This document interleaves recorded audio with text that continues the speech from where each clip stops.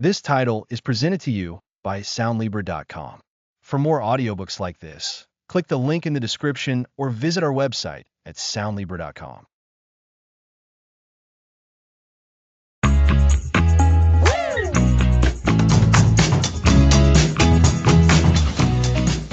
Welcome to the Journaling Habit. Are you ready to unlock a powerful tool for self-discovery? Absolutely, Alex. We're thrilled to have you join us for this journey. Just a quick heads up before we get started.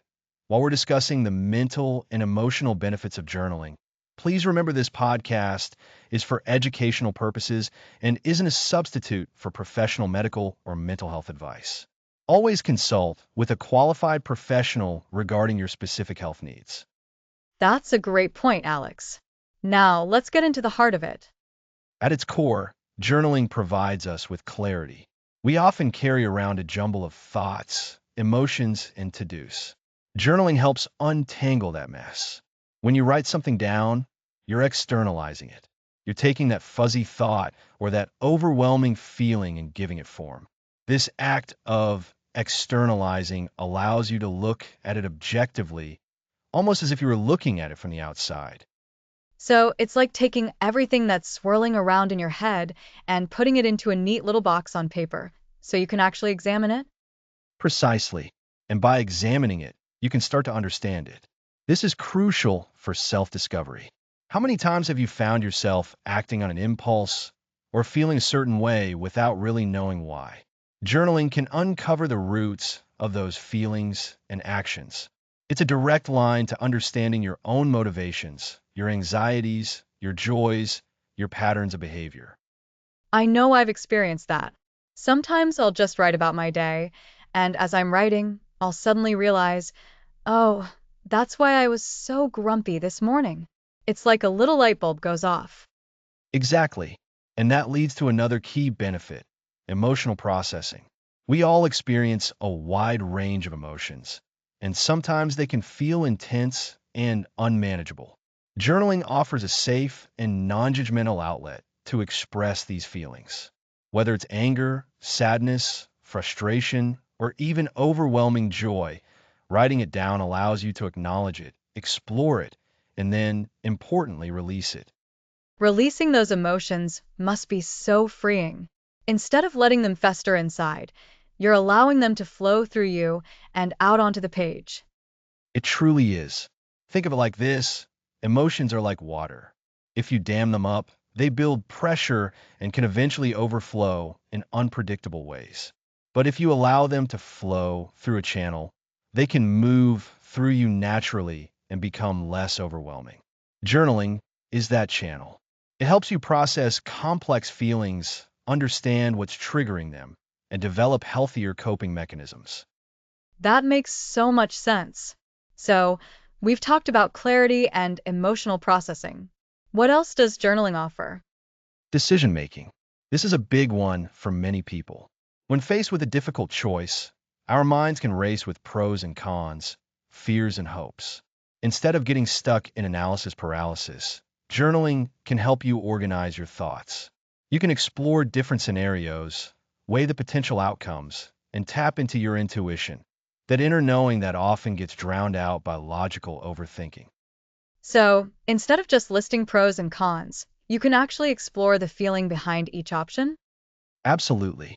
You can write about how each decision feels, what it resonates with in terms of your values and your goals. This deeper exploration often reveals the path that's truly right for you, the one that aligns with your authentic self. It's about moving beyond superficial thinking to a more profound understanding of what you truly want and need.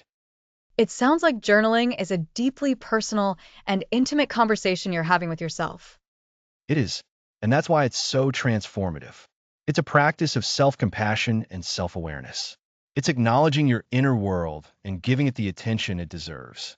Over time, this consistent practice builds a stronger connection with yourself, leading to increased confidence and a clearer sense of purpose.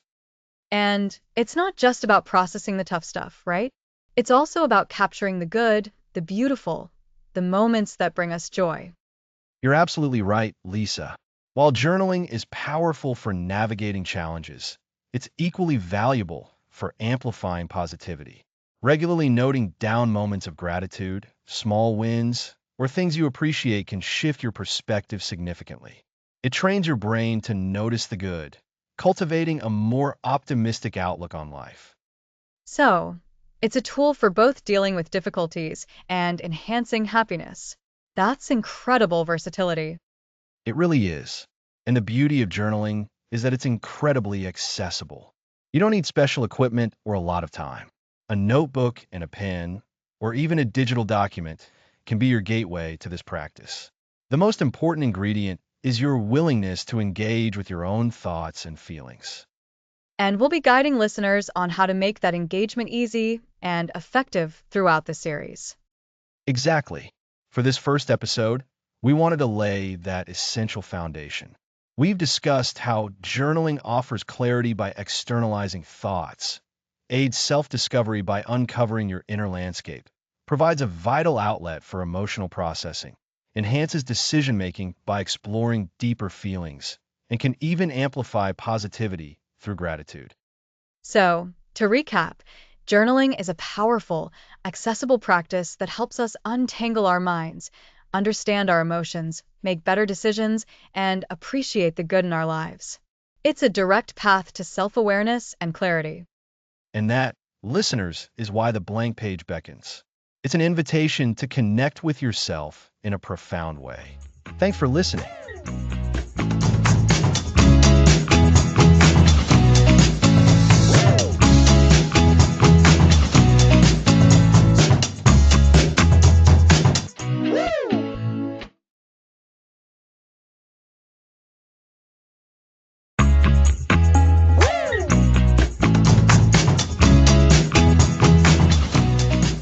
Welcome back. Last time we explored why journaling matters. Now let's tackle morning pages. Morning pages. I'm so excited about this one. It sounds a bit daunting, though, just writing first thing in the morning? What exactly are they, Alex? That's a great question, Lisa. Morning pages are a concept from Julia Cameron's The Artist's Way. The core idea is simple. 3 fully handwritten pages, done first thing in the morning before anything else. 3 handwritten pages. That's quite a commitment. What's the goal behind it? Is it about producing brilliant prose or weaving intricate tales? Not at all. The goal of morning pages is not about quality. It's about quantity and process. Think of it as a gentle way to get your mind moving. The pages are unedited, uncensored, and entirely for your eyes only. You write whatever comes into your head. So it's a stream of consciousness? Like, I could write about how I stubbed my toe yesterday, what I want for breakfast, or complain about the weather. Exactly. You could write about anything. I'm so tired. I can't believe I have to do this. This coffee is delicious. I'm worried about that meeting later. It doesn't matter. The act of physical writing, of getting these thoughts out, is what's important. It's a way to clear out the mental clutter that accumulates overnight. Mental clutter. That makes so much sense to me. I often wake up with my mind already racing a mile a minute. So morning pages are like a daily mental decluttering? Precisely. Imagine your mind is a room that gets messy while you sleep. Your dreams, worries, and to-do lists leave little pieces scattered. Morning pages are like opening the windows and sweeping the floor. You're tidying up so you can actually think clearly for the rest of the day. I can see how that would help with creativity. If my mind isn't bogged down with stray thoughts, maybe there's more space for new ideas to emerge. Absolutely. That's one of the primary benefits.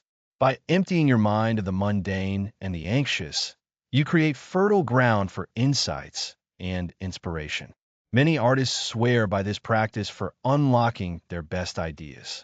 It's like giving your subconscious a chance to speak. So, what happens if I sit down and I have absolutely nothing to say? That's a fear I have. Blank page, blank mind. That's a very common fear. Julia Cameron suggests a wonderful approach. Just write, I can't think of anything to write over and over again. Or this is so boring. The act of writing, even about the difficulty of writing, is still writing. you're still engaging the process. That's such a clever way to overcome the blank page paralysis. It's still engaging. So, handwritten pages. Why handwritten specifically?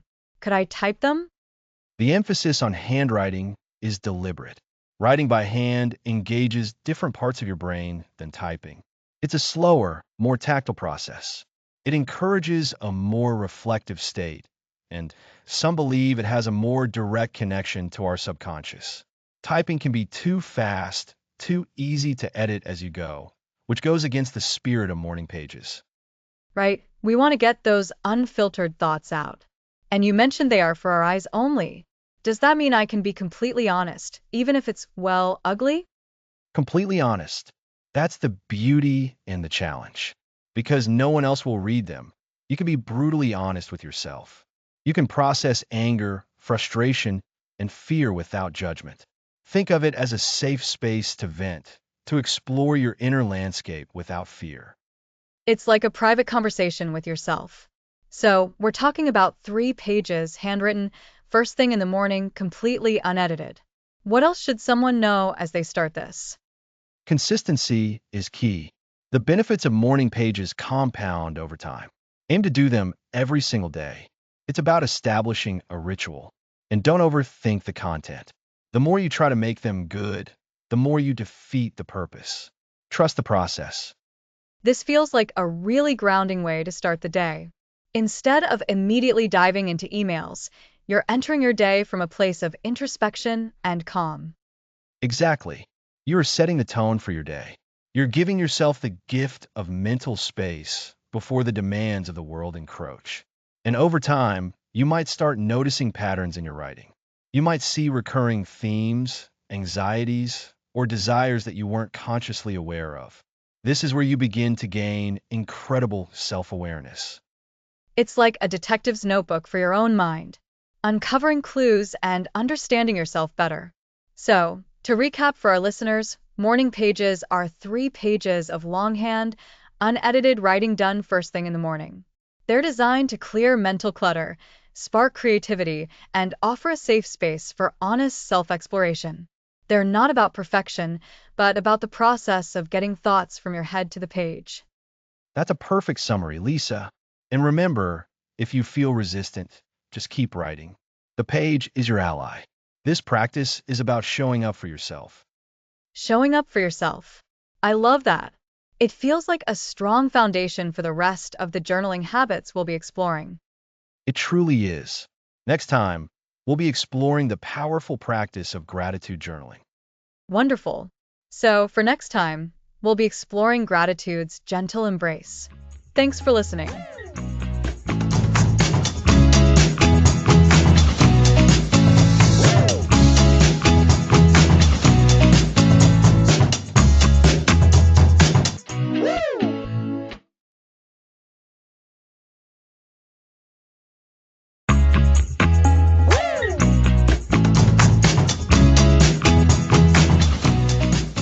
Welcome back.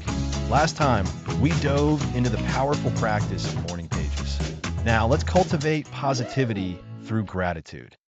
Hello, everyone. I'm so excited for this episode, Alex. Focusing on the good things can genuinely shift our perspective. It truly is. Gratitude journaling is about intentionally noticing and appreciating the good in our lives. When we consistently look for things to be thankful for, our brains start to wire themselves for positivity. So, it's not just about feeling good in the moment, but actually retraining our brains? How does gratitude journaling help with overwhelming days? When you dedicate time to listing or writing about what you're grateful for, you're actively redirecting your focus. Instead of dwelling on problems, you're highlighting joys and support systems. This shift can significantly reduce stress. Imagine your mind as a spotlight. Gratitude journaling is about choosing to shine that spotlight on the light. I love that analogy. The spotlight definitely resonates. So, what are some practical ways we can start this practice? A very simple starting point is a gratitude list. Jot down 3 to 5 things you're thankful for each day. These could be anything: a good cup of coffee, a sunny day, a supportive friend. The key is consistency. A simple list. That sounds very manageable. So, for instance, today I might write, I'm grateful for a good night's sleep, for this interesting podcast conversation, and for the sunshine I saw on my walk this morning. Exactly. And that's a fantastic start. As you become more comfortable, you might want to expand on those entries. Instead of just listing supportive friend, write a sentence or two about why that friend is supportive. This adds depth and emotional richness.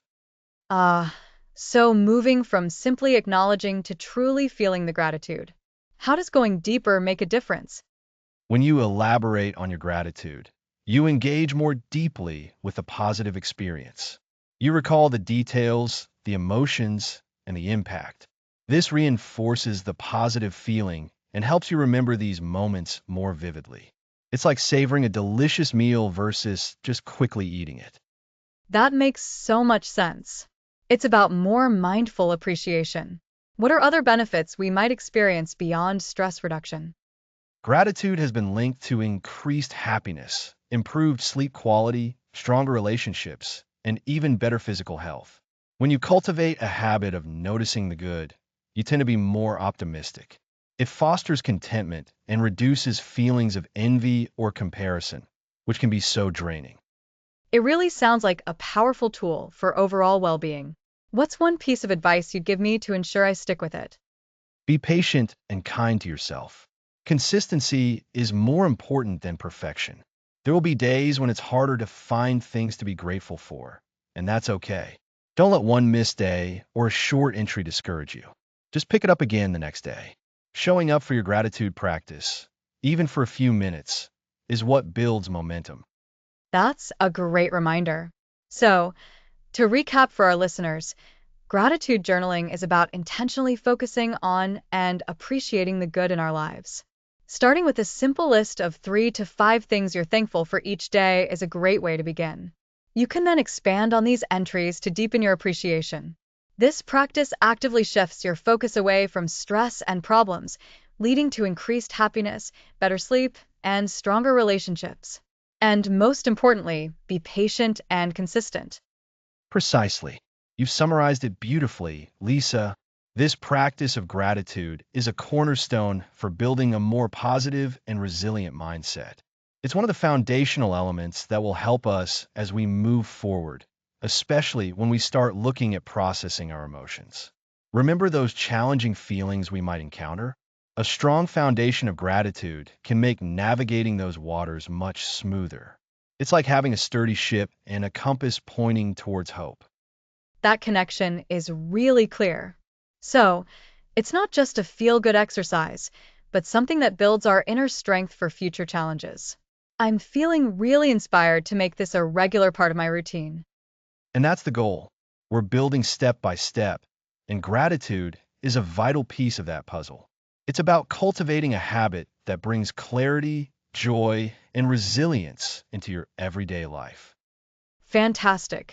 I can already see how this is going to help. Wonderful. So, join us next time when we explore another exciting aspect of journaling, the art of observation. We'll be diving into how to capture the present moment with your words. Thanks for listening.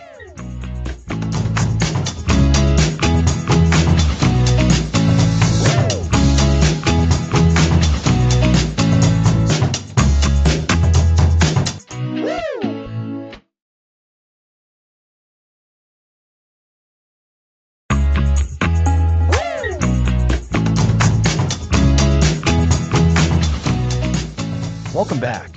Last time, we explored morning pages. Now, let's capture the present moment. The art of observation, that sounds like it requires a good eye, Alex. I'm always rushing from one thing to the next, so really observing feels like a luxury I don't often afford myself. That's exactly why this is so important, Lisa. Journaling isn't just about writing down your feelings or to-do lists. It's a powerful tool for mindfulness, and mindfulness starts with observation. It's about really paying attention to the world around you, and more importantly, to your own experience within it. So, how do we journal about observing? Is it just writing down what I see? I see a blue chair. I see a green plant. That feels a bit basic. It can be, but it doesn't have to stay that way. Think of it like this. Most of us walk through life with a kind of mental autopilot engaged. We see things, we hear things, we feel things, but they just blur together. Journaling for observation is about consciously disengaging that autopilot and actually noticing. It's about adding detail, nuance, and sensory richness to your everyday experiences. Sensory richness? Tell me more. Absolutely. Our senses are our primary connection to the world. We have sight, of course, but also sound, smell, taste, and touch. When journaling for observation, we want to engage all of them. Instead of just writing, I saw a bird, you might write, a robin hopped across the damp green grass. Its chest was a warm, earthy red, and its quick movements were like tiny bursts of energy against the quiet morning. Oh, I see. You're painting a picture with words. You're not just stating facts, but describing the feeling, the texture, the subtle details. Exactly. And it's not just about external observations. It's also about observing your internal world. How's that cup of coffee feel in your hands? Is it warm? Smooth? Does the steam carry a particular aroma? What about the subtle shift in your mood as you take that first sip? These are all observations you can capture. That makes sense. So, it's about slowing down and being present. I can see how that would be valuable. If I'm more aware of what's happening around me, I'm also more aware of myself, right? Precisely. This practice is a direct pathway to heightened presence. When you're actively observing, you're less likely to be lost in anxious thoughts about the future or regrets about the past. You're grounded in the here and now.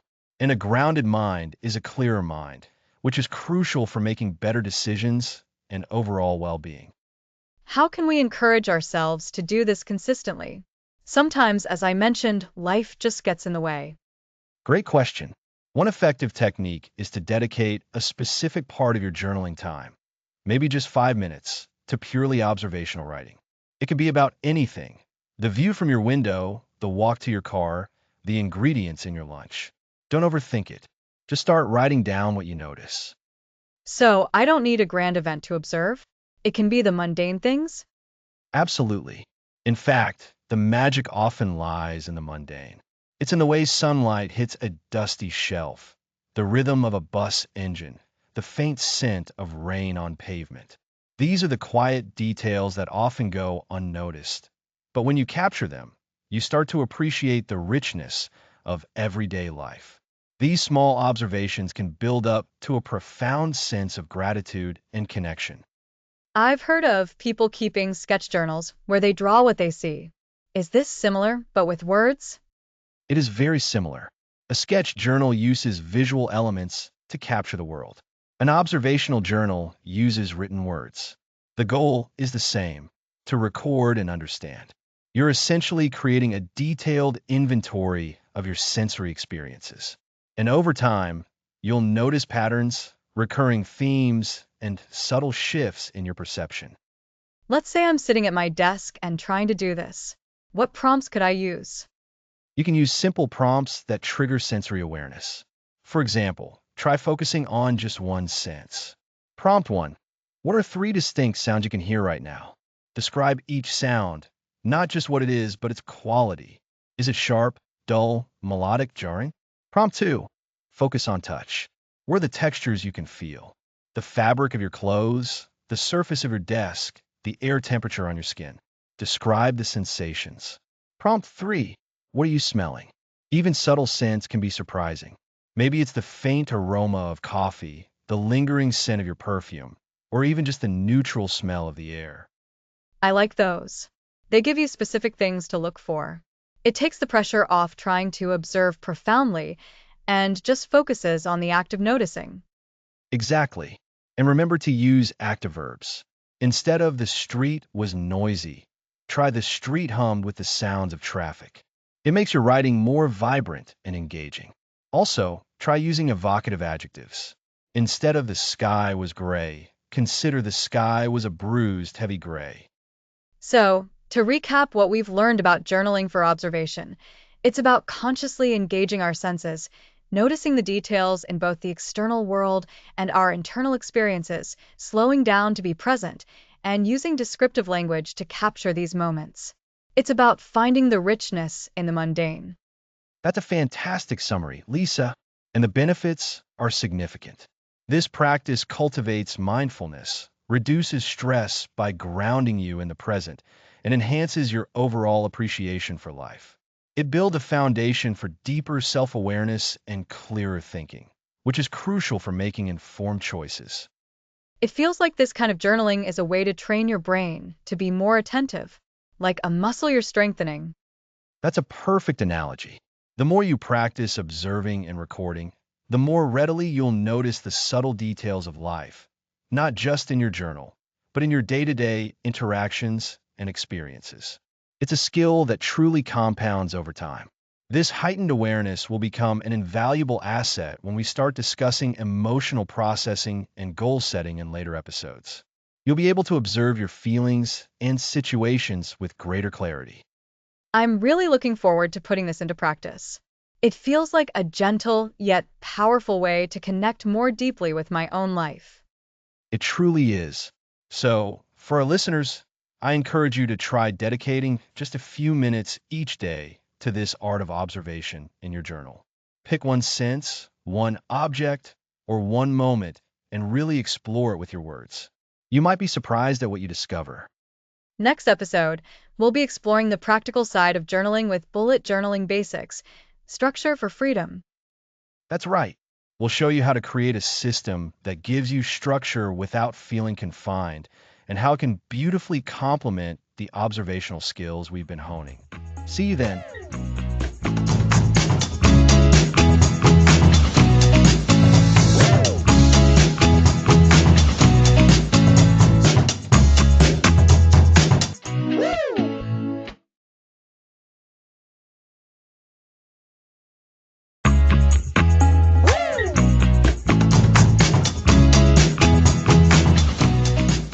Welcome back. Last time, we explored the art of observation. Now, let's tackle bullet journaling basics. Bullet journaling. I've heard so much about it.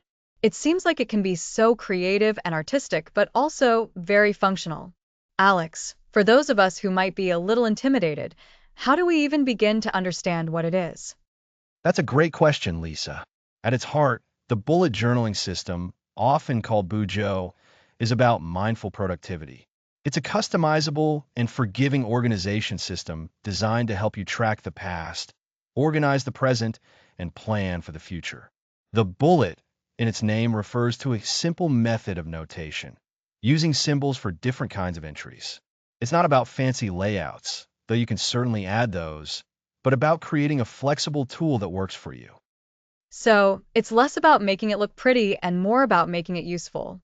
I can get behind that. What are the fundamental building blocks of this system? There are a few core components that form the backbone of any bullet journal. The first is the index. Think of this like the table of contents for your entire journal. As you add new sections or important pages, you jot down the topic and the page number here. This makes it super easy to find specific information later on, rather than flipping through dozens or hundreds of pages. So if I write down my favorite recipes on page 35 and a brilliant idea for a novel on page 78, I can just look at my index and see exactly where to go. That's smart. Exactly. Next up is rapid logging. This is the engine of the bullet journal. It's a minimalist way to quickly jot down entries using specific symbols. The most common symbols are a dot for a task, a circle for an event, and a dash for a note. When a task is completed, you can draw an X over the dot, or if it's been migrated to another day or is no longer relevant, you can cross it out. You can also use other symbols, like an asterisk for something important or an exclamation mark for inspiration. I love the simplicity of that. Just a few basic symbols to categorize things quickly. So, a dot for to-do items, a circle for appointments or meetings, and a dash for general thoughts or observations. Precisely. And the magic happens when you combine these with the future log. This is typically a two-page spread where you map out the upcoming months, say, the next 6 months. You divide each page into sections for each month, and you can jot down events, deadlines, or birthdays that are further out. This gives you a bird's eye view of your year. So, the future log is like a perpetual calendar within my journal? It's a place to park things that are coming up but not happening right now. That's a perfect way to think about it. It prevents things from slipping through the cracks. Now, when you move into the current month, you create a monthly log. This usually consists of two parts: a calendar view on one side where you list your events and appointments, and a task list on the other side for tasks that need to be done this month but aren't tied to a specific day. Okay, so the future log is for the distant future, the monthly log is for the current month at a glance, and then within that, do we get more granular? Absolutely. This is where the daily log comes in, and this is where rapid logging really shines day to day. Each day, you create a new entry simply by writing the date. Then, you use rapid logging, those dots, circles, and dashes, to record your tasks, events, and notes as they happen throughout the day. If a task doesn't get done, you can choose to migrate it to the next day, or to your monthly task list, or even back to your future log if it's something for the far-off future. This is starting to click. The index is the map, rapid logging is the language, the future log is the long-term horizon, the monthly log is your current month's overview, and the daily log is where you track your actual progress day by day. It builds on itself. You've got it. And this modular approach is what makes bullet journaling so powerful. It's designed to be adaptable.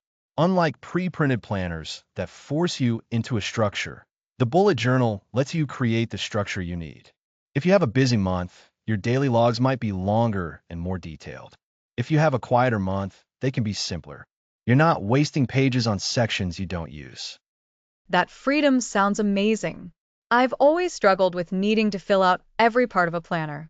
The idea that I can adapt it to my life, that's really appealing. And the migration process you mentioned, moving unfinished tasks forward. Is that part of building a habit? It absolutely is. Migrating tasks is a deliberate act of saying, this is still important. It forces you to review what you've written and consciously decide what to carry forward. This process of reviewing and migrating, done regularly, helps you declutter your mind and ensures that nothing important gets lost. It's a constant refinement of your to-do list and your intentions. So, the act of migrating itself is a form of mindfulness for our tasks and goals. It's like tidying up your mental space. Exactly. In this structure, this framework of index, rapid logging, future log, monthly log, and daily log provides the freedom. Because you have a system to capture everything, your mind is free to focus on the task at hand, or on creative thinking, or on simply being present. You don't have to worry about remembering every little detail. You know it's logged, and you have a system to retrieve it or act on it later.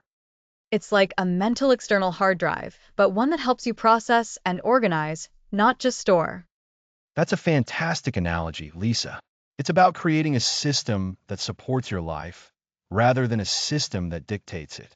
And it's this underlying structure that allows for immense creativity and personal expression on top of the functional core.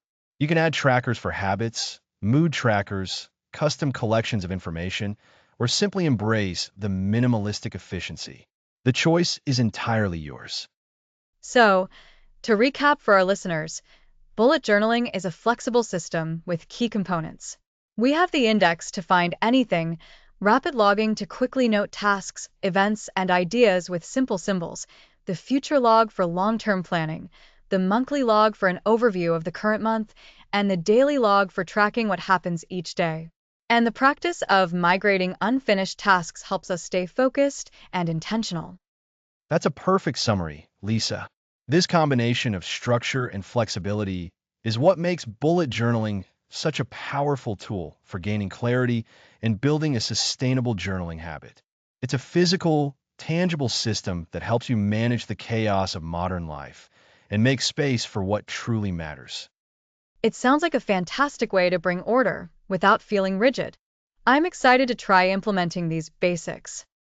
And next time, we'll explore how to use that structure even more effectively by diving into the power of prompts to really ignite your writing flow and overcome that dreaded blank page. Next episode, Prompt Power, Igniting Your Writing Flow.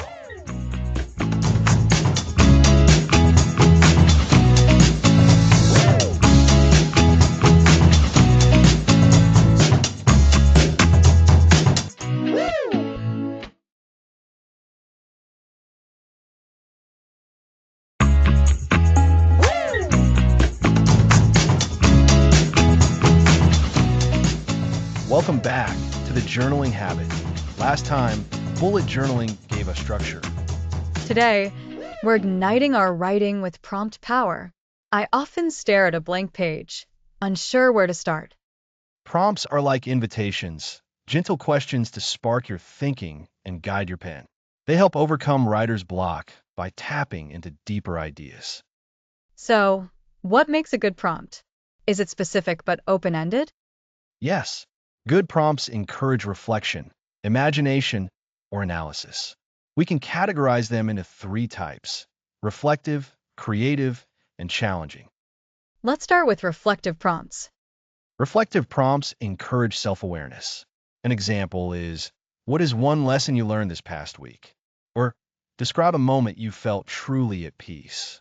These connect with our earlier gratitude discussion. It's all about examining our inner world. What about creative prompts? Creative prompts unleash imagination. Try, if you could have any superpower, what would it be? Or imagine you wake up with a new skill. What's the first thing you do? They encourage playfulness. That sounds like a fun brain workout. And challenging prompts? Challenging prompts push us to confront difficult ideas courageously. For instance, what is a fear holding you back? Or what belief might be limiting you? These can lead to breakthroughs, similar to problem-solving techniques. So, we pick a prompt based on what we need at that moment. Exactly. Uninspired? Try creative. Lost? Reflective. Need to tackle something specific? Challenging. Where can we find prompts? Books, websites, and social media offer many.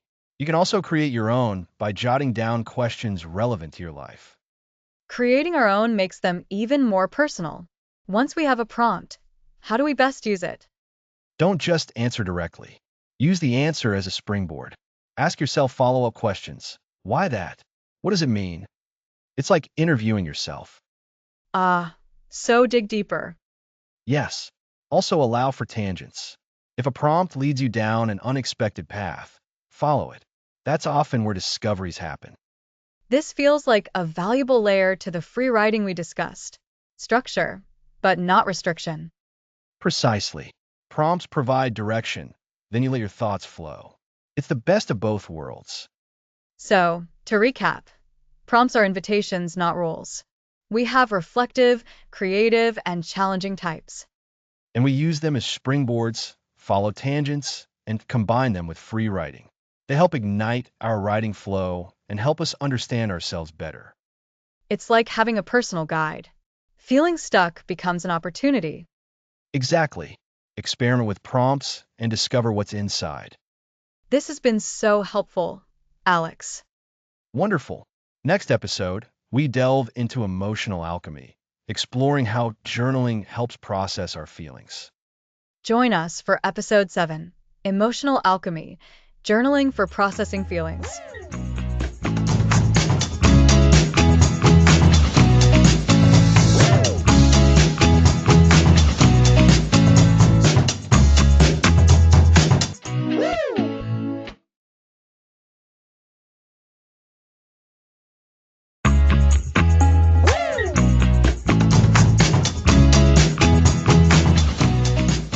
Welcome back.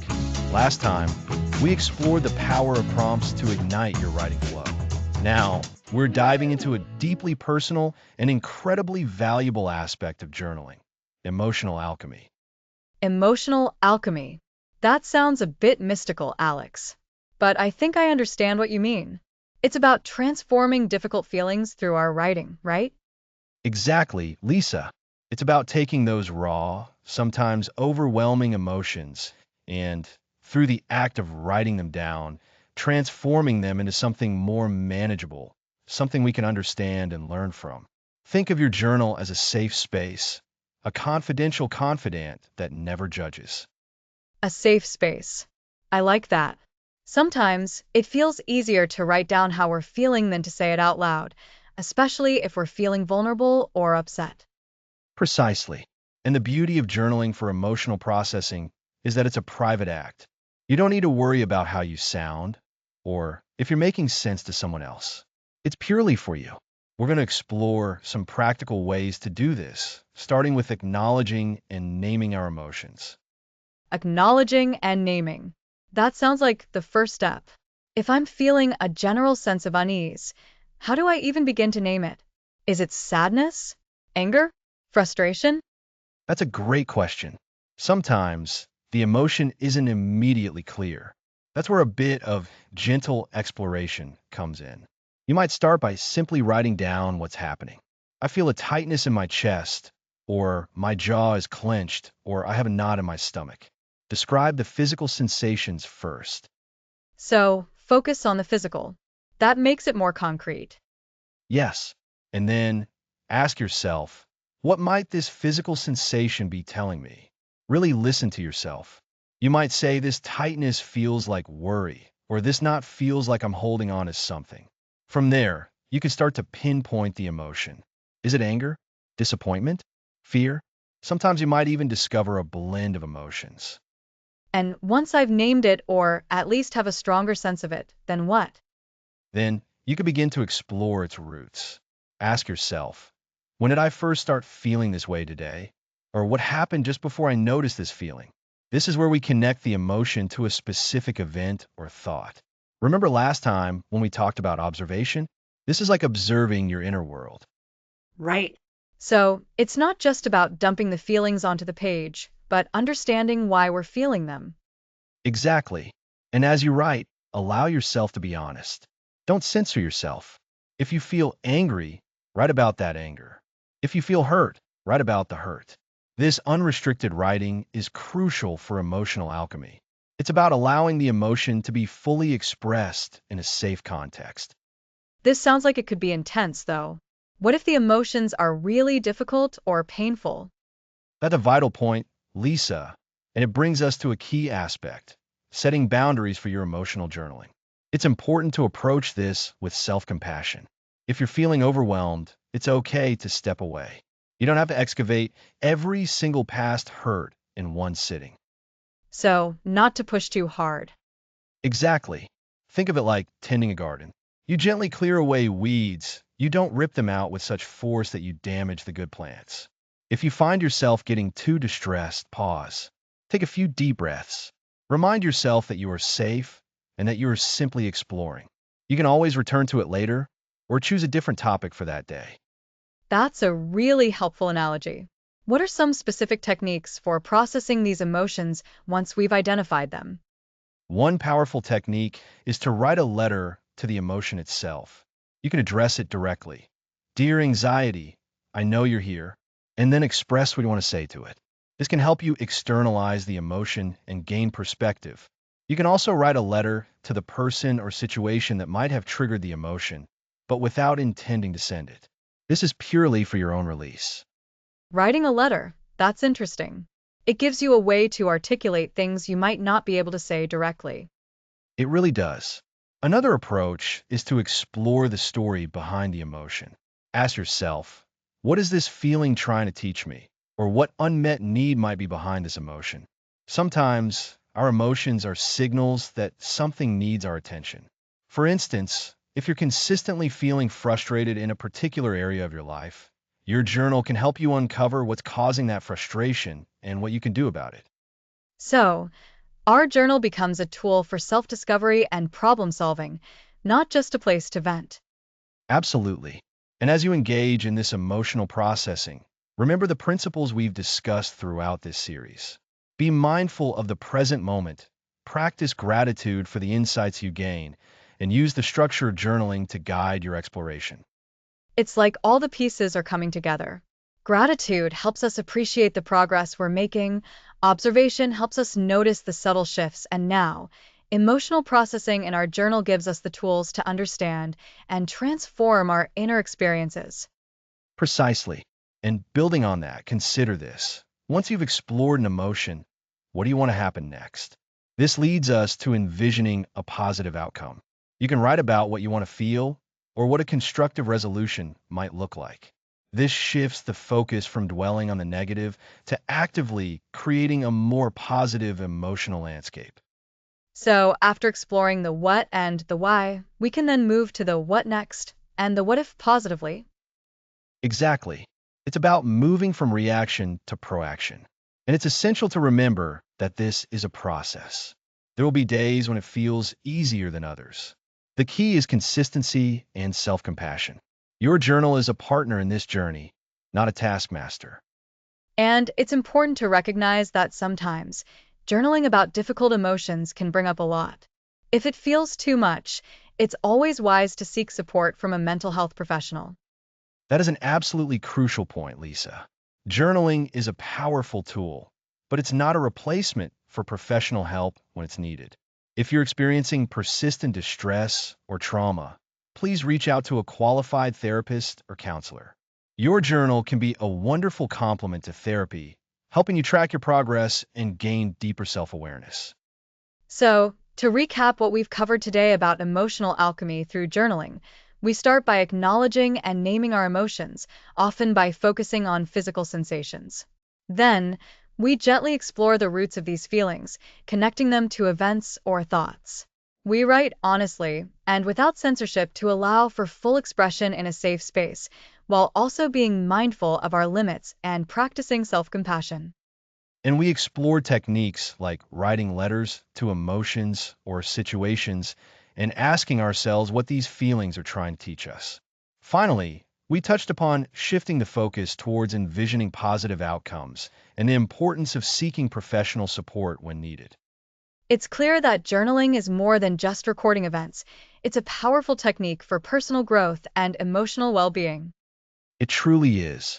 By engaging in emotional alchemy in our journals, we learn to understand ourselves better, process challenging feelings, and ultimately cultivate a more balanced and resilient inner life. Next episode, we'll explore how journaling can help us gain clarity when facing difficult problems and conflicts.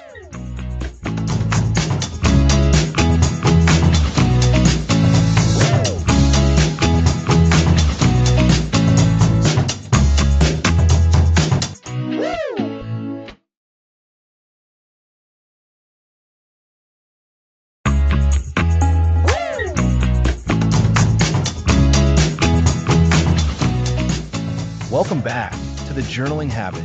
Last time, we dove deep into emotional alchemy, understanding how to process our feelings through writing. Now, we're shifting gears to finding clarity in conflict and solving problems. That's right, Alex. Life throws challenges at us, big and small. Sometimes we're faced with a tough decision, a disagreement, or a complex issue that feels overwhelming. And often, our emotions get tangled up in it all, making it hard to see straight. Exactly, Lisa. Our brains can get stuck in a loop, replaying the same worries or arguments over and over. This is where journaling becomes an incredible tool. It's like an objective third party, a safe space where you can untangle those knots. So, how does it work? When I'm facing a problem, my first instinct is often to just worry, or maybe vent to a friend. How does writing it down actually help solve it? It helps because it forces you to slow down and articulate the issue. When you start writing, you have to translate those swirling thoughts and feelings into concrete words. This act of articulation itself brings a level of clarity. You begin to see the problem more objectively, rather than being swept away by the emotion surrounding it. Okay, I can see that. It's like taking a messy room and starting to put things in boxes. So, what's the first step when I sit down with my journal to tackle a problem? First, simply describe the problem as clearly and neutrally as possible. Pretend you're explaining it to someone who knows nothing about the situation. What is the core issue? Who is involved? What are the circumstances? Avoid loaded language or immediate judgments. Just the facts as you understand them. So, no editorializing yet, just reporting. Precisely. And this is crucial. Sometimes, just articulating the problem accurately can make you realize it's not as big as it seemed, or you might even identify a key element you hadn't focused on before. Think of it as creating a clear picture of the challenge before you try to solve it. Got it. Articulate the problem. Then what? Next, explore the different perspectives. If there are other people involved in the conflict or problem, dedicate a section to writing from their point of view. Try to step into their shoes. What might be their motivations? What are their concerns? What do they see as the core issue? Oh, that's a tough one, especially if I'm feeling angry or misunderstood by them. It feels counterintuitive to try and see their side. It absolutely can be, but this is where the magic of journaling really shines. It provides a safe, private space to practice empathy without consequence. By writing from their perspective, you can uncover assumptions you might have been making or discover valid points you've overlooked. This doesn't mean you have to agree with them, but understanding their viewpoint is essential for finding a resolution. So, it's not just about venting my frustration, but about actively trying to understand the landscape from all angles. Exactly. And once you've explored the different perspectives, you can then move on to dissecting the pros and cons of potential solutions. Brainstorm every possible course of action, even the silly or seemingly impossible ones. Write them all down. Every single one, even the ones I know won't work. Yes, sometimes writing down a bad idea can spark a better one, or you might realize that a seemingly bad idea has a kernel of good in it that can be adapted. Once you have your list, then you can begin to analyze each option. For each potential solution, list the advantages, what good things might come from it, and then list the disadvantages, what are the potential negative outcomes or risks. This sounds like a very structured way to approach something that often feels chaotic. I can see how writing down pros and cons would make the decision feel less like a leap of faith and more like an informed choice. It absolutely is. And while you're doing this, pay attention to your gut feelings. Journaling isn't just about logic. It's also about connecting with your intuition. As you write about the different solutions, does one feel lighter? Does another feel heavy or resistant? Your body and your intuition often have wisdom that your logical mind might miss. That's a great point, Alex. I sometimes get so caught up in the rational analysis that I ignore that inner nudge. So, to recap for our listeners, first, describe the problem neutrally. Second, explore different perspectives, even those you disagree with. Third, brainstorm all possible solutions. And fourth, analyze the pros and cons of each. And throughout this process, tune into your intuition. You got it, Lisa. And here's a little trick. Sometimes writing a letter to the person you're in conflict with can be incredibly cathartic and clarifying. You can write everything you want to say without any filter. You don't have to send it, of course. It's purely for your own processing. It helps you articulate your needs and feelings clearly, which can then inform how you approach a real conversation. Oh, I love that. A don't send letter. It frees you up to be completely honest. And I can see how that raw honesty would then translate into a more constructive conversation, if one is needed. Exactly. And when you're dealing with a complex problem, sometimes breaking it down into smaller, manageable parts is key. Instead of writing about the entire overwhelming issue, focus on one small piece of it at a time. What's the very next actionable step you can take? Writing that down can feel much more achievable. That's such good advice for reducing overwhelm. When faced with a mountain, you don't climb it all at once. You focus on the next footstep. Precisely. And remember, the goal here isn't necessarily to find the perfect solution in one journaling session. It's about gaining clarity, understanding the nuances, and moving forward with more confidence. Journaling for problem solving is a process. You might revisit your entries, add new insights, or even discover that the problem itself evolves as you write about it. So, it's an ongoing dialogue with yourself to navigate challenges. It sounds like journaling really equips us with a powerful toolkit for practical living, not just for introspection. It absolutely does. It transforms abstract anxieties into concrete points for action. It helps you step back from the emotional storm and see the situation with a clearer, more objective mind. This skill is fundamental to self-mastery, allowing you to handle whatever life throws your way with more grace and effectiveness. This has been so helpful, Alex. It's given me a much clearer picture of how to use my journal as a strategic tool. Fantastic. And that brings us to the end of our discussion on finding clarity in conflict and solving problems through journaling. Next episode, The Dream Weaver, Journaling for Goals and Aspirations.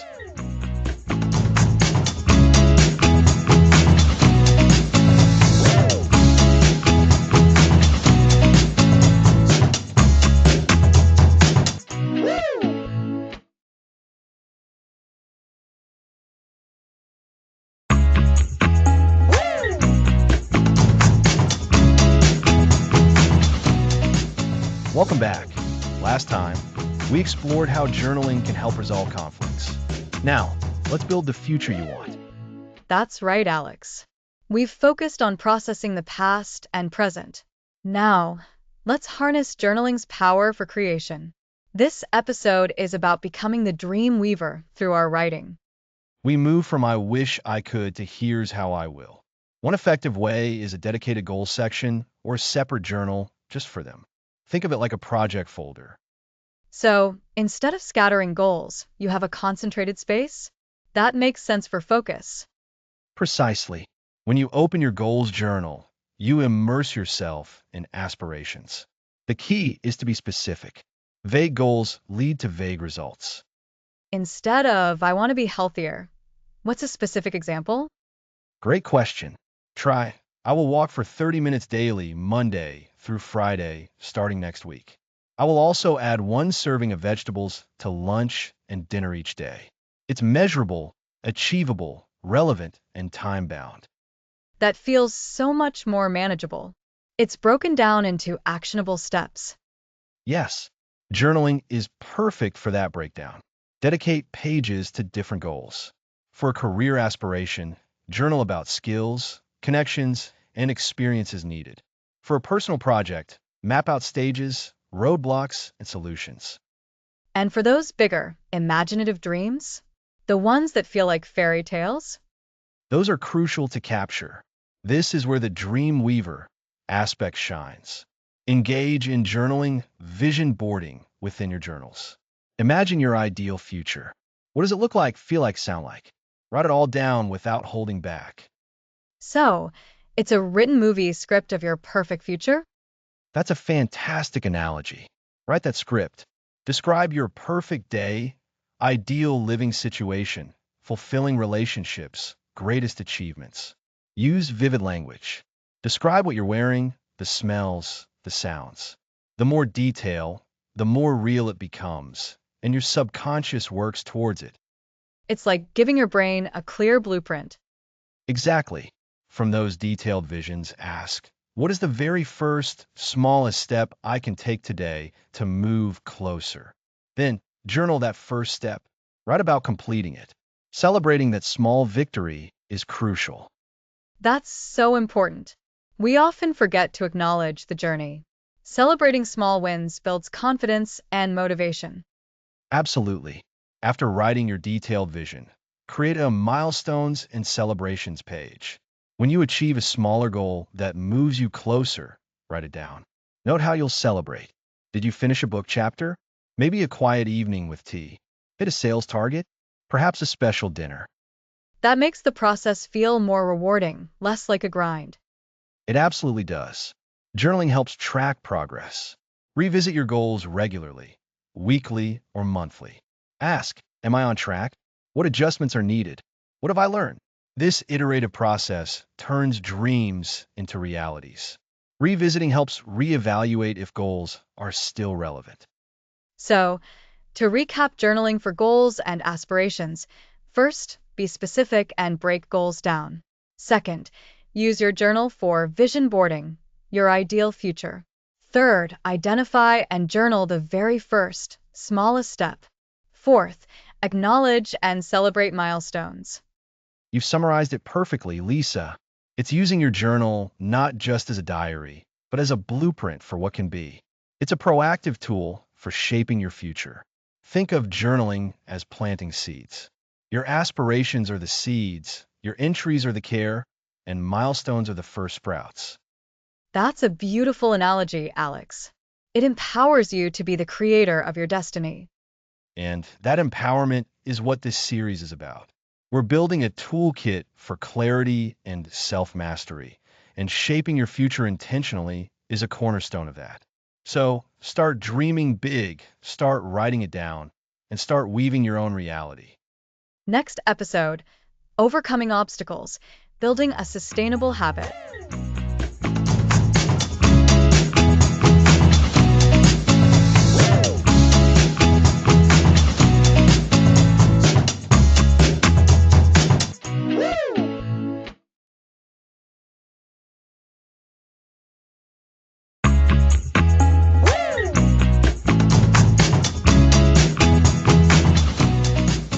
Welcome back to the Journaling Habit, where we explore writing your way to clarity. Last time, we discussed journaling for goals and aspirations. Today, we're tackling episode 10, Overcoming Obstacles, Building a Sustainable Habit. Lisa, we've learned what to journal about and how, but the biggest hurdle is simply sticking with it. Absolutely. It's easy to start with enthusiasm, but then life gets in the way and that notebook gathers dust. If we can't maintain the habit, our goals can feel out of reach. Exactly. So today we're going to be practical, addressing common roadblocks, and giving you strategies to make journaling last. We'll cover procrastination, lack of time, and self-doubt. Sounds vital. Many of us have stared at a blank page, feeling unsure what to write, or guilty for skipping a day. Where do we start? Let's start with procrastination. The feeling of I'll do it later, or I don't feel inspired. Remember our discussion on morning pages in episode 2? Just writing 3 pages first thing, no judgment? Yes, to just get thoughts out. But even that can feel like too much effort when procrastination hits. Right. So how do we beat it? First, let's redefine inspiration. Inspiration isn't something you wait for. It's cultivated through action. Think about exercise. You don't always feel like the gym, but you go, and motivation often follows movement. Journaling is similar. The act of writing, even when you don't feel like it, can unlock ideas. So, the key is to lower the barrier. If 3 pages feels overwhelming, what smaller steps can we take? Great question. Instead of full pages, commit to just 5 minutes. Set a timer, or just write 3 sentences. The goal is to establish the pattern of sitting down with your journal, not to produce a masterpiece. It's about consistency, not perfection. This bears repeating. Consistency over perfection. That's a powerful reframe. So, procrastination is often about making the task feel too big. What about the other common enemy? Time? I don't have time for this. The time crunch. This is a big one in our fast-paced world. My first advice is to challenge that assumption. We all have 24 hours. It's often not about a lack of time, but about prioritization. Think about your daily routine. Are there small pockets you could repurpose? Like what? Waiting for coffee? Commuting? Exactly. Those few minutes add up. Can you wake up 10 minutes earlier? Can you skip scrolling social media for 10 minutes and write instead? It's about finding micro moments. And remember, journaling doesn't have to be an hour-long affair. A few focused minutes can be incredibly productive. So, it's about looking for opportunities, no matter how small, and being intentional with how we spend those minutes. Precisely. Another strategy for time is to tie your journaling to an existing habit. This is known as habit stacking. For example, if you always have tea in the morning, place your journal next to your mug. When you sit for tea, you sit with your journal. The tea ritual becomes the trigger. I love that. It removes the decision making. You're not thinking, should I journal now? You just do it because the tea is ready. Right? And if you miss a day, don't beat yourself up. That leads us to our next obstacle, self-doubt and the pressure to be good at journaling. That inner critic can be loud. Oh, I know. What I'm writing is so boring. or this won't help anyone, or I'm not a writer. That kind of thinking derails a habit. This is where the audience of one principle comes in. Your journal is for you. No editor, no grades, no audience expecting perfection. Its sole purpose is to serve your journey of reflection and growth. Remember what we discussed in episode 1 about the blank page beckoning? The very act of writing, regardless of content, is the benefit. So, if that inner critic pipes up, we can acknowledge it without letting it stop us. Maybe even write about the inner critic. Excellent idea. Externalizing those thoughts can diminish their power. Make the critic a subject of your writing, rather than the arbiter. And I want to circle back to something we touched on in episode 5, Bullet Journaling Basics. The core principle of flexibility is key to habit building. Flexibility. Yes. Not being rigidly stuck to one way of doing things. Exactly. If you find yourself consistently skipping morning pages, maybe try an evening free writing session. If you miss a day, don't let it snowball. Just pick up where you left off. It's a marathon, not a sprint, and there will be days when writing flows and days when it's a struggle. Both are valid. So, to recap these strategies, for procrastination, action precedes motivation. Lower the barrier by committing to a few minutes. For no time, find micro moments and use habit stacking. For self-doubt, remember your journal is for you, an audience of one, and the act of writing is valuable. You've hit the nail on the head, Lisa. What ties all of this together is the mindset shift. View your journal not as a chore, but as a powerful tool for self-discovery, emotional processing, and achieving your goals. We've explored gratitude, observation, processing feelings, problem solving, and goal setting. All those practices become sustainable when you overcome these common obstacles. It's about building resilience in the habit itself, recognizing challenges, and having a plan to navigate them. Precisely. And finally, remember the joy. Revisit entries from months ago and see how far you've come. Notice the patterns, the growth, the insights. This reflection can be a huge motivator. Your journal is a chronicle of your journey, and that's worth preserving. Which brings us perfectly to our upcoming episodes. We've built the habit, and now we'll focus on refining it for deeper self-understanding. Next episode, Journaling for Self-Mastery, the Ongoing Journey.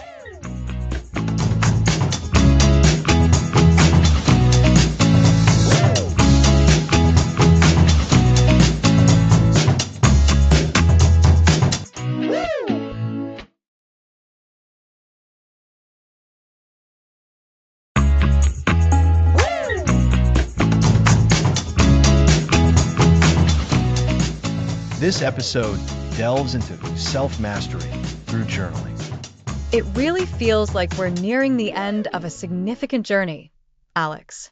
And this episode, Journaling for Self-Mastery, the Ongoing Journey, feels like the perfect way to explore the real, long-term power of having a journal. It's not just about a single writing session, is it? It's about building a relationship with yourself over time. Exactly, Lisa. Self-mastery isn't a destination you arrive at. It's a continuous process, and your journal is your most loyal companion on that path. Think of it like a trusted advisor, a historian of your inner world, and a wise guide all rolled into one. It's where you record your triumphs, acknowledge your stumbles, and actively shape who you're becoming. I love that analogy. So, how does it actually work? How does putting pen to paper consistently lead to this mastery over ourselves? It starts with heightened self-awareness. Remember when we talked about morning pages? That act of simply writing down whatever comes into your head, without judgment, starts to reveal your underlying thoughts, anxieties, and desires. When you consistently do this, you begin to see patterns. You notice recurring worries, or perhaps surprising moments of joy you might otherwise have glossed over. Ah, so it's like shining a spotlight on your own internal landscape. You don't just feel stressed, you see the words spelling out your stress on the page, and maybe you can then pinpoint why. Precisely. And that awareness is the foundation of self-mastery. You can't master something you don't understand. Once you're aware of your thought patterns, your emotional triggers, or your habitual reactions, you gain the power to choose how you respond. Instead of being swept away by an emotion, you can look at it, understand it, and then decide on a more constructive course of action.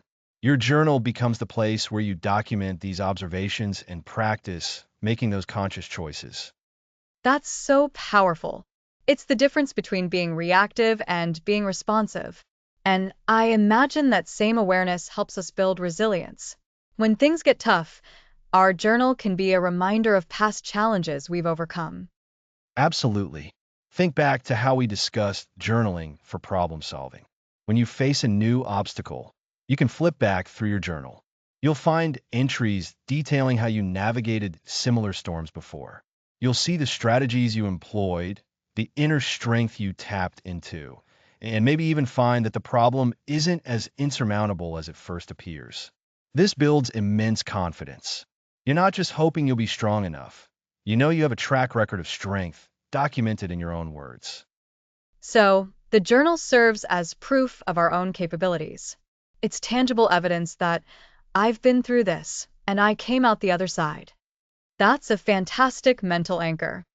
And it goes beyond just resilience. Self-mastery also involves intentional personal growth. Remember when we talked about journaling for goals and aspirations? When you regularly revisit those goals in your journal, you keep them alive. You can track your progress, adjust your plans, and maintain motivation. Your journal allows you to have a strategic conversation with yourself about your future. You're not just wishing for things, you're actively planning and documenting the steps towards them. It's like having a personal progress report that's constantly being updated. And I think the honesty required for goal setting also spills over into our overall self understanding. We can't really lie to our journal, can we? Not effectively, no. And that's where the concept of emotional alchemy becomes crucial for self-mastery. Journaling provides a safe space to explore even the most difficult emotions, anger, sadness, fear. By writing about them, you can begin to understand their roots and how they influence your behavior. This isn't about suppressing those feelings, but about processing them so they don't control you.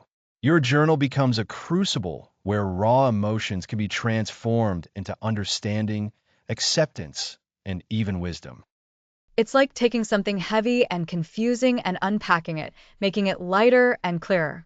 And when these emotions are understood, it helps us manage our reactions better in daily life, right?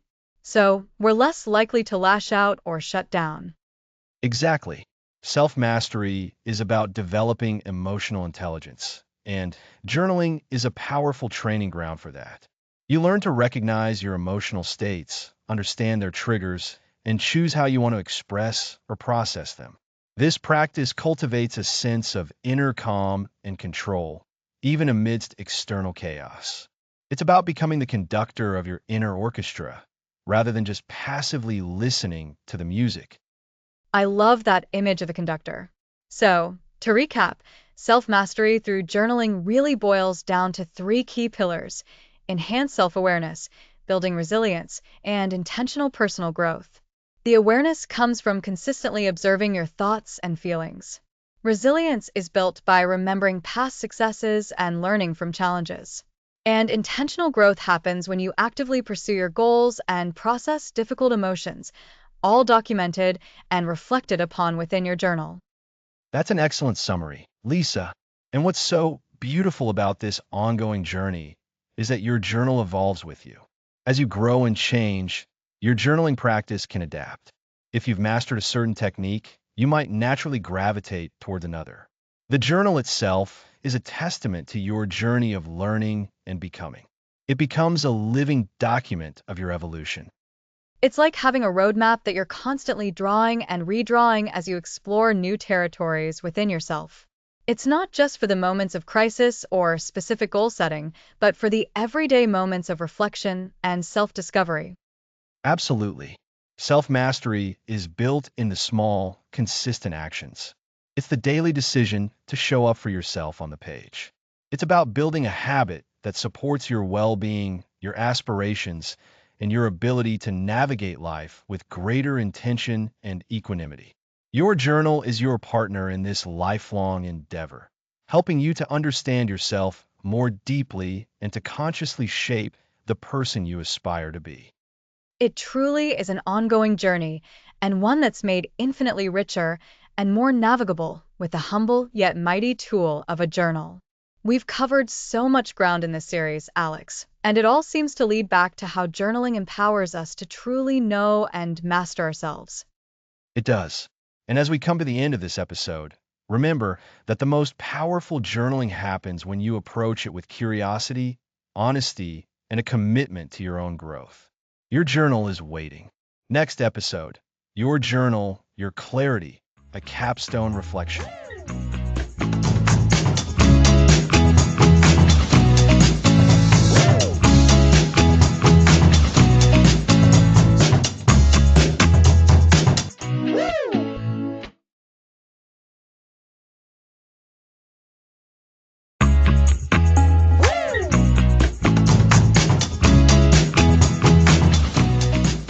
Welcome back to the Journaling Habit. This is our final episode, and we're reflecting on your journal as your path to clarity. It's a bit bittersweet, isn't it, Alex? We've covered so much ground in our journey to mastering journaling. Thinking back to our very first episode, The Blank Page Beckons, it feels like a lifetime ago. We were just starting to unpack why putting pen to paper is so essential for our minds. Absolutely. We established that journaling isn't just about recording events. It's a powerful tool for understanding ourselves, processing our emotions, and gaining clarity on pretty much anything. It's like holding up a mirror to your inner world. And from that foundation, we dived into morning pages. Those unedited, stream of consciousness writings you do first thing in the morning. The idea is to clear the mental clutter, to truly wake up your inner voice. For anyone still struggling with that, remember the mantra, just write. Don't censor, don't edit. Exactly. And then we move to gratitude's gentle embrace. Cultivating positivity is so crucial, and simply noting down things we're thankful for can powerfully shift our perspective. It's a simple habit with profound effects, training our brains to notice the good. I remember how you explained the art of observation.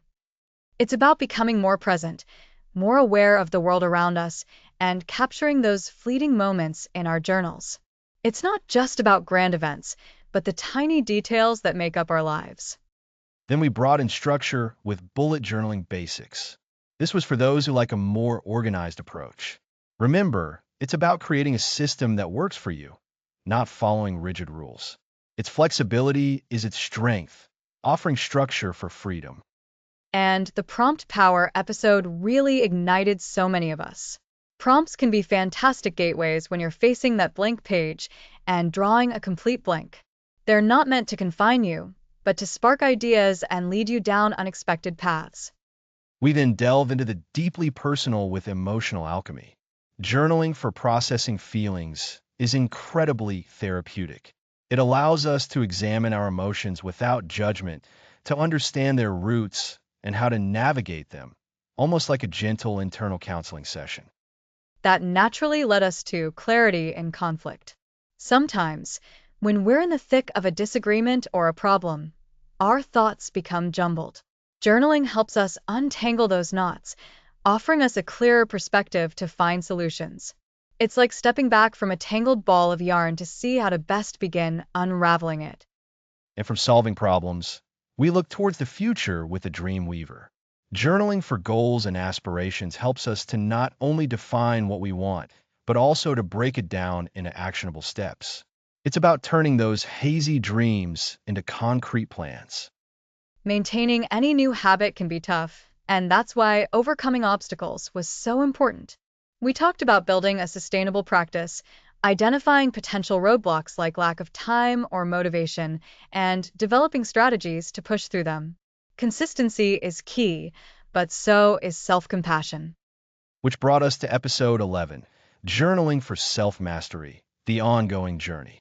We emphasize that journaling isn't a destination, but a continuous, unfolding process. Each entry adds another layer to your understanding of yourself, leading to deeper self-awareness and mastery. And now, here we are. This capstone episode. It's about taking all these tools and insights and truly integrating them into your life. The journaling habit is your personal tool for clarity. It's a space that is entirely yours, where you can explore, understand, and grow. Think of your journal as a trusted confidant, a tireless coach, and a wise historian all rolled into one. It's there to listen without judgment, to help you unearth your own wisdom, and to document your unique journey through life. And the beauty of it is, there's no single right way to do it.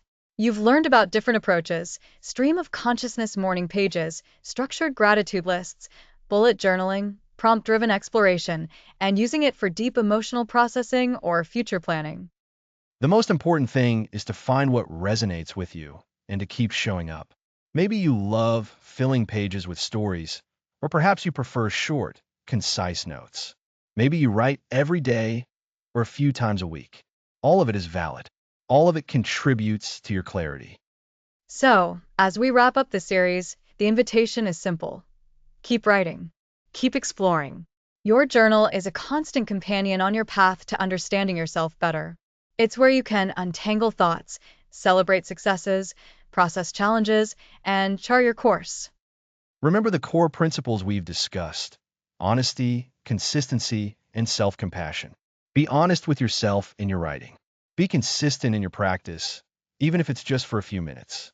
And be compassionate towards yourself when you miss a day or when the writing feels difficult. It's all part of the process. This journey of writing to clarity is a lifelong one. Each page you fill, each thought you capture, adds to the rich tapestry of your self-understanding. Your journal is a unique record of your personal evolution. So, our final advice? Embrace your unique voice. Don't try to sound like someone else. Your thoughts, your feelings, your experiences are what make your journal valuable. Trust that what you write down matters, and that the act of writing itself is transformative. It's been an incredible journey with all of you. We've explored the power of the blank page, the magic of gratitude, the structure of bullet journals, and the deep insights that come from honest self-reflection. We've learned how to process emotions, solve problems, and set goals, all through the simple act of journaling. The clarity you seek is already within you. Your journal is simply the key to unlocking it. Continue to use it as your guide, your sanctuary, and your map. And with that, we've reached the end of our series, The Journaling Habit, Right to Clarity Mastery. We want to thank you for joining us on this journey of exploration and self-discovery. Thanks for listening to the series.